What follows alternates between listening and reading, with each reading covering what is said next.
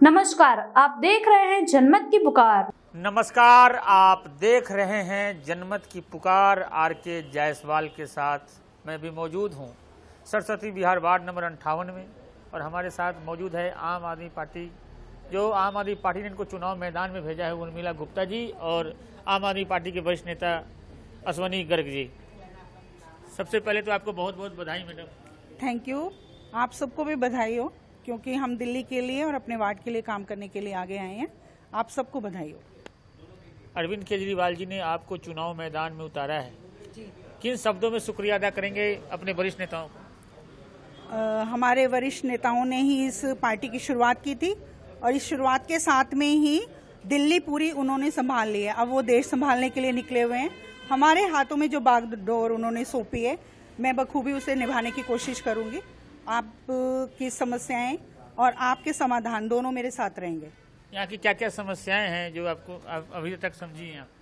मैं सबसे पहले तो यही कहना चाहूंगी कि समस्याएं इतनी हैं कि 15 साल से एमसीडी बीच में जो काम कर रही थी, कोई भी उससे सेटिस्फाइड नहीं है।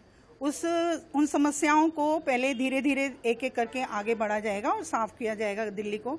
हमारा चुनाव चिन्ह झाड़ू, जो पहले घर की सफाई करता है, फिर दिल्ली की, और फिर दिल्ली के बाद मैं अपने मोहल्ले की सफाई के लिए मैं जिम्मेवारी अपनी लेती हूँ, और उसको इस काम को करने के लिए मैं हमेशा आगे रहूंगी। उर्मिला जी, आपका इस पार्टी से जुड़ाव कब से हुआ है?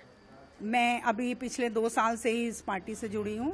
पीछे मेरे जो हस्बैंड हैं वो तो कम से कम 8-10 साल से इसी से जुड़े हुए हैं। उनका काम करने का तरीका, जज्बा और वो सब, उन सब के बीच में मैं गृहस्थी में व्यस्त थी, लेकिन उनके संभालते संभालते थोड़ी सी नॉलेज तो आई गई थी। तो बस अब उन्होंने जो मेन यहाँ पर संभालने का काम मुझे दिया है, लेकिन उनके बगैर मैं अधूरी हूँ, और वो मेरे साथ चलते हुए हमेशा आगे रहेंगे। आइए हम सीधे बात करते हैं अश्वनी जी से। अश्वनी जी, क्या माहौल लग रहा है? सबसे पहले माहौल तो जायसवाल जी आपको मालूम ही है, पूरे दिल्ली में माहौल आम आदमी पार्टी का है, और वार्ड 58 का तो माहौल आपको मालूम ही होगा। यहाँ से बाहरी कैंडिडेट को बीजेपी ने टिकट दे दिया है, और उसको समस्या के बारे में कुछ पता भी है या नहीं हमें मालूम नहीं है, वो कौन है क्या है, लेकिन हमें तो अपना काम करना है। 15 साल से एमसीडी में बीजेपी राज कर रही है। 15 साल बहुत होते हैं किसी को आजमाने के लिए। एक दो साल में ही किसी को आजमाया जा सकता है, कोई ऐसी बात नहीं होती है।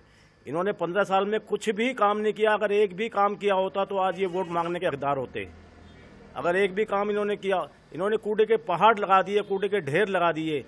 दिल्ली को ऐसा कर दिया जैसे आदमी को, आप सड़क पर चलते हो तो आपके पैर गंदे हो जाते हैं, कहीं पे भी आप ढंग से निकल नहीं सकते हो, रात के टाइम निकलना मुश्किल है। और इस साइड में जो ये बड़ी बड़ी कोठियां वाले लोग हैं, ये इनसे बहुत परेशान है। एक एक लिंटर डालने के लिए इनसे 5-5, 4-4 लाख रुपए वसूले जाते हैं। क्या आम आदमी पार्टी के पार्षद बनेंगे तो लिंटर वाला जो खेल है वो खत्म हो जाए? लिंटर का माफिया अगर 1 साल में खत्म नहीं होगा तो 1 साल बाद हम इस्तीफा दे देंगे, और हम बिल्कुल भी काम नहीं करेंगे। लिंटर का माफिया खत्म करना सबसे पहला हमारा काम है। और जब क्षेत्र में जाते हैं, क्या क्या समस्याएं गिना रहे हैं लोग? समस्याएं तो बहुत ज्यादा है। कुत्तों की समस्या बहुत बड़ी है। दूसरी समस्या एक ही है कि किसी को यही नहीं पता कि कहाँ हमें शिकायत कहाँ करनी है, हमें कहाँ जाना है शिकायत करने के लिए। शिकायत तो उनको एमसीडी में करनी है, या उनको दिल्ली सरकार में करनी है। बस आम आदमी तो सोचता है चलो भाई जो चल रहा है, ढर्रा जो चल रहा है वो ठीक है, कुछ पता ही नहीं चलता। शिकायत कर भी दो तब भी कोई काम नहीं होता, आपने देखा होगा। क्या क्या काम करेंगे आप जब पार्षद बन जाएंगे? तो पार्षद तो मैं नहीं बनूंगा, पार्षद तो ये धर्मपत्नी बनेगी ये पार्षद, लेकिन जो भी जनता की सेवा में, अभी तो हमारे पास में ये कूड़े के पहाड़ खत्म करना सबसे बड़ा काम है। फिर ये कुत्तों की समस्या को खत्म करना काम है जी। कुत्ते जो सड़कों पे घूमते रहते हैं, आवारा कुत्ते, ये बहुत गंदगी करते हैं, छोटे छोटे बच्चों को काट लेते हैं, और जिसको एक बार काट लेते हैं उसकी जिंदगी एक तरह से खराब हो जाती है। इनको कोई ना कोई उपाय ऐसा करेंगे जो कि ये भी सेफ रहे, और बच्चे भी सेफ रहे, जनता भी सेफ रहे। कुत्तों की बहुत बड़ी समस्या जैसे बता रहे हैं अश्वनी जी। अश्वनी जी, केजरीवाल जी ने 10 गारंटी दिया है इस निगम चुनाव में, कैसे देखते हैं? ये 10 गारंटी हैं। ये केजरीवाल जी ने पिछला भी अपना सारा चुनावी गारंटी पूरी की है हमेशा से। अगर वो हम ये इसमें से एक भी गारंटी पूरी नहीं करेंगे तो वो हमारा जीना मुश्किल कर देंगे केजरीवाल जी, और हमारी नाक में दम करके रखेंगे जब तक ये 10 की 10 गारंटी पूरी नहीं हो जाएंगी उनकी। भारतीय जनता पार्टी ने यहाँ पे कैंडिडेट उतारा है, कांग्रेस भी उतारा है, अपने आप को कहाँ देखते हैं, किस तरीके से मुकाबला होगा? इनका और हमारा कोई मुकाबला ही नहीं है जी, ये कहीं मुकाबले में है ही नहीं। यहाँ पे हम पूरा वार्ड में हमारे को इतना समर्थन मिल रहा है, हमें इतनी उम्मीद भी नहीं थी।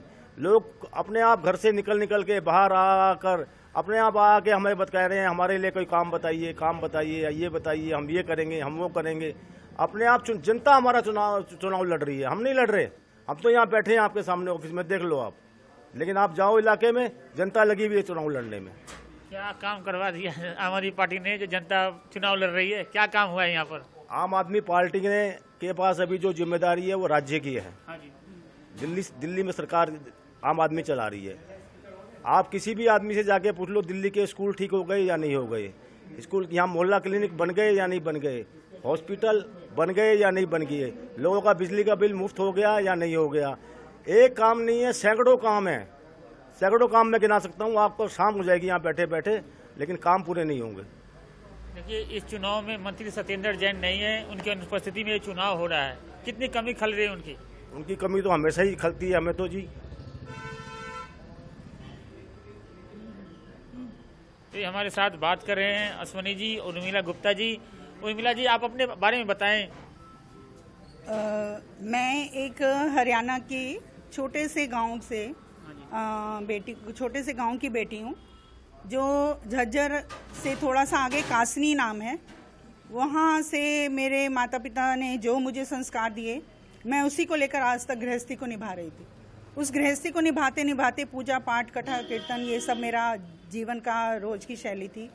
लेकिन अपने हस्बैंड को देखते हुए और इनका जो निस्वार्थ भाव आगे बढ़ रहा था, उसको देखते हुए मन तो करता था कि कुछ करें।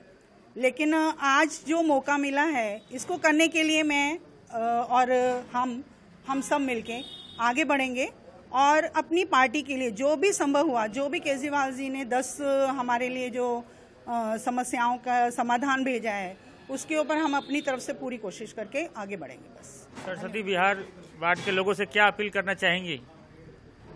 सरस्वती विहार तो पूरा मेरा है, मेरा परिवार है। अभी तक मेरा परिवार सरस्वती विहार में एक घर था, अब पूरे सरस्वती विहार का सारे घर मेरे हैं। पूरा सरस्वती विहार मेरा एक परिवार बन चुका है।